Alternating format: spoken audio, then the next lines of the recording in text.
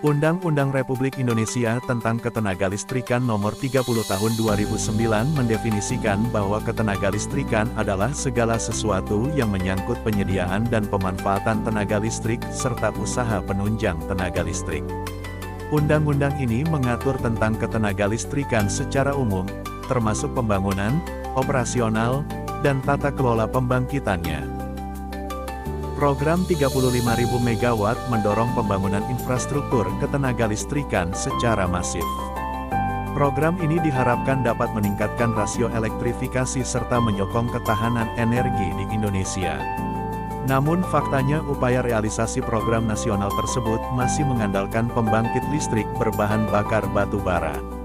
Pemerintah Indonesia menyadari dampak yang dapat ditimbulkan olehnya terkait peningkatan karbon emisi dan perubahan iklim. Oleh karena itu, pemerintah berkomitmen untuk menerapkan proses produksi berwawasan lingkungan dan input teknologi agar proses produksi di pembangkit listrik menjadi ramah lingkungan. Merujuk pada Peraturan Menteri Lingkungan Hidup dan Kehutanan Nomor 26 Tahun 2021 tentang Organisasi dan Tata Kerja UPT BSI LHK, BPSI LHK KUOP menjalankan tugas pokok dan fungsi berupa pemantauan dan penerapan serta melaksanakan pengujian dan penilaian kesesuaian standar instrumen LHK yang diterapkan oleh pelaku usaha.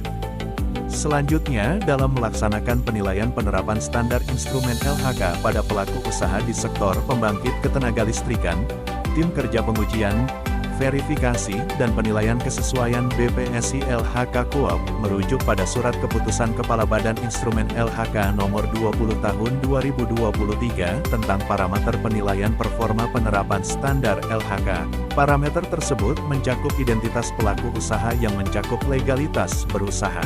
Kemudian dapat dirinci pada regulasi penerapan, organisasi atau kelembagaan, perencanaan umum, upaya pengelolaan pengendalian dampak maupun upaya pemantauan terjadinya dampak lingkungan. Lebih lanjut pada aspek SDM dan infrastruktur yang dimiliki, ketersediaan pembiayaan penerapan standar, adanya dokumentasi dan pelaporan, pelaksanaan monitoring dan evaluasi, adanya internal audit maupun eksternal audit serta kondisi komunikasi dengan para pihak terkait termasuk BSI LHK.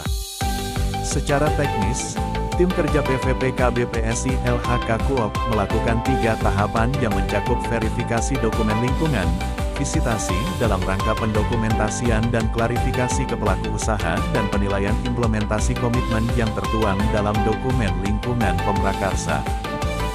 Pada sektor pembangkit ketenagalistrikan dapat diklasterkan menjadi 2, yaitu BUMN dan swasta.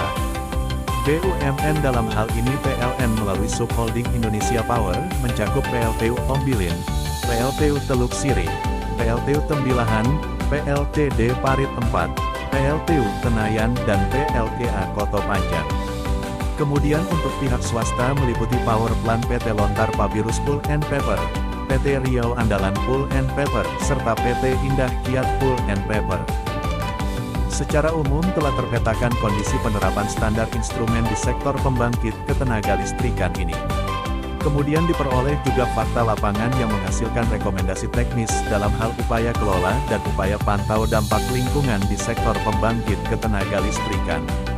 Parameter kunci diperlukan sebagai standar atau klausul minimal dalam pendalaman studi dan pelingkupan oleh pemrakasa di dokumen lingkungan dalam pengajuan persetujuan lingkungannya.